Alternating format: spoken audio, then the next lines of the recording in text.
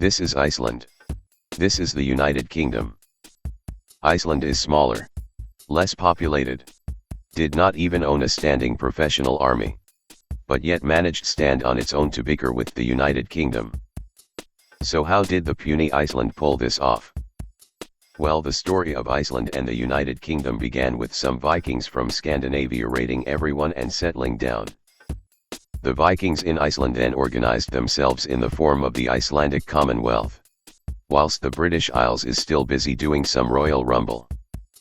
The Icelandic Commonwealth arguably had the world's oldest existing parliament, in which the Icelandic big-shot chieftains gathered around to amend laws, settle disputes, and appoint juries to judge lawsuits. There was no central executive power, which means chieftains with the bigger stick get to bully others. Some Icelandic dudes also settled in Greenland and bits of Canada, but had to abandon their overseas settlements due to unfriendly natives, climate change, and the lack of resources. Centuries later, the age of the Stirlings in Iceland began. Basically a bloody royal rumble between the chieftains. A Norwegian king later swooped in and made Iceland its vassalage. The fate of Iceland was thus tied to the Scandinavian powers. Iceland later became a part of the Kalmar Union, and then a part of the Denmark-Norway kingdom. Meanwhile, in the British Isles, England emerged as a powerful bully, throwing hands with the Celts and continental Europe from time to time, whilst also exploring the world. Both England and Iceland became Protestants. Iceland was under trade restrictions by Denmark, because Denmark did not really like the Hanseatic German merchants. Some Barbary pirates came by, abducted lots of Nordic slaves to be sold in Africa. More misfortunes came along, with some smallpox epidemic, Laki volcano eruption, and the mist hardships. Across the sea, the United Kingdom was formed, and it is one of the great powers of Europe during the 18th century. After the Napoleonic Wars, Iceland remained a Danish dependency, and lots of Icelandic dudes migrating to North America. After World War I, Iceland became an independent state, in a personal union with Denmark, basically Denmark's Canada. Meanwhile, the United Kingdom had lost Ireland, and started its decline from a legit global superpower to pretending being one. During World War II, Denmark declared neutrality, which meant nothing to the Germans as they swooped in within 6 hours. As part of its naval blockade, Britain imposed strict export controls on Icelandic goods, preventing profitable shipments to Germany. Britain offered assistance to Iceland, seeking cooperation as a belligerent and an ally, but the Icelandic government refused and reaffirmed its neutrality. The German diplomatic presence in Iceland was a huge worry to the Brits. From Britain's point of view, Iceland is a potentially juicy military base to control the North Atlantic, and definitely should not be used by the Germans to disrupt their Atlantic supply route. Afraid to lose the strategic island of Iceland to the Axis power, the Brits invaded Iceland without a declaration of war, violating the Icelandic stance on neutrality. This is where the beef between Iceland and Britain kinda began. It was a relatively straightforward operation for the Brits, as the Brits has done similar stuff before in the Faroe Islands. Poor Danes. So did Iceland offered any resistance to the Brits? Well, not much. Some crowds gathered and protested, and one Icelandic dude snatched a rifle from a British Marine and stuffed a cigarette in it, maybe waiting for a funny explosive prank. The German consulate in Iceland was swiftly captured by the Brits without any resistance. The Prime Minister of Iceland, Hermann Jónasson, called the Icelanders to treat the British troops with politeness, as if they were guests, albeit uninvited. So how was life in Iceland under the British and later Canadian and American occupation? Not bad actually. For military security purposes, the Allied forces built a network of roads, hospitals, harbors, airfields, and bridges across the country, bringing in long-lasting positive impact. For example, The main airport of Iceland in Reykjavik today was originally built by the Allied troops. In addition, Icelandic dudes had a good source of revenue by exporting fish to Britain. The Allied occupation of Iceland had effectively eradicated unemployment in Iceland, raised wages considerably, transforming Iceland from one of Europe's poorest countries to one of the world's wealthiest.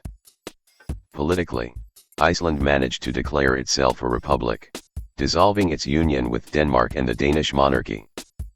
However, on the other hand, many Allied troops had good times with the local Icelandic girls and ended up marrying them happily ever after, depriving the local Icelandic dudes from their chances of having the girls of their dreams. After World War II, during the Cold War, both Iceland and Britain received financial aid from the Americans' Marshall Plan, joined NATO, with American troops continuing to be stationed in Iceland to deter the Soviets. In the 1950s, the main economic activities in Iceland was fishing. However, pesky British fishermen kept using the Icelandic waters to fish, disrupting the Icelandic fishing industry. For context, English and later British fishermen have been fishing in Icelandic waters for centuries. But Britain traditionally having the bigger stick than Denmark meant that the British fishermen can do whatever they want in the Icelandic waters. But with NATO and United States now in the picture, the tables have turned. In 1952, Iceland extended its fishery limits from 3 to 4 miles. Britain retaliated by banning Icelandic fishermen in British ports, initially causing significant loss to the Icelandic fishing industry because the United Kingdom was Iceland's fishing main export destination. Sensing an opportunity, the Soviets swooped in to buy the Icelandic fishes. The United States, fearing Soviet influence in Iceland, persuaded Spain and Italy to also buy Icelandic fishes. Thus, the British ban on Icelandic fish eventually has minimal impact, and Iceland got its extended fishery limits. Iceland 1. Britain 0. In 1958, Iceland extended its fishery limits from 4 to 12 miles.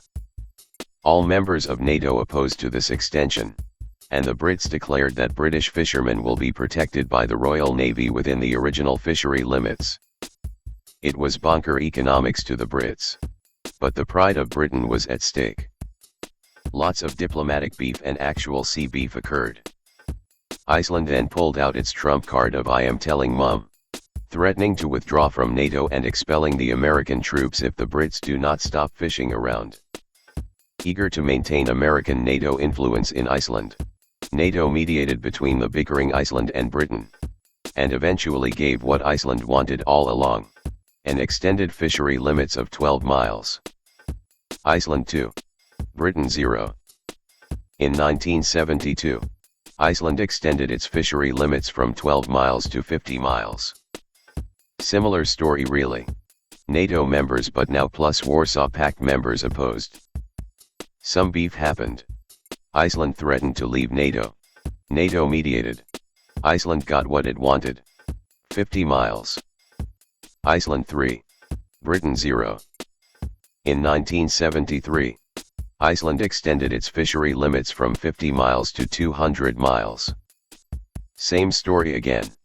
But this time with more escalation. Both sides intentionally rammed each other's ships.